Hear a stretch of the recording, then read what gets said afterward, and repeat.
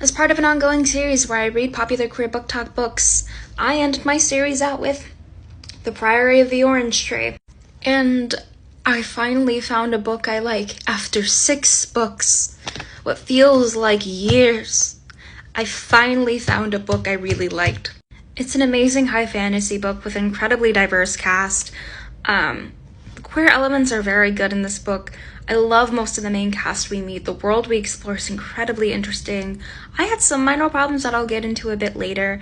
For the most part, I adored this book, and I honestly, even after 800 pages, I wish I had more of this world.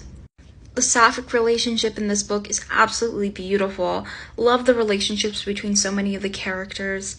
And I just adored this book so much. I do think this book, for a lot of people, might be a bit harder to get into, specifically if you're not very familiar with high fantasy.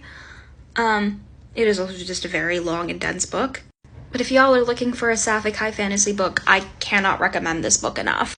Although fair warning that there is quite a few perspectives in this book, so if you come just for the romance or for the sapphic elements, you will be sorely disappointed.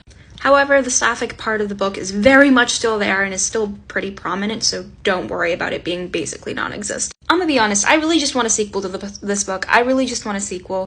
Honestly, when I hit about 200 pages, I could not put this book down, so to all of y'all who have been pushing it off on your TBR because it looks like a big scary book, or started it but are I don't know if I'm gonna finish it, y'all will not regret reading this book, hopefully. This book is an emotional roller coaster, and honestly, maybe not anytime soon, but I will probably reread this book at some point. In the upcoming parts, I will talk about the problems I had with this book, the things I liked, and ultimately why I think this book is so popular and kind of the takeaways I had from this. Also, after this review is fully up, be prepared sometime soon for me to post a reflection about the entire series and kind of what I feel like I've learned about queer book talk spaces from reading all these books.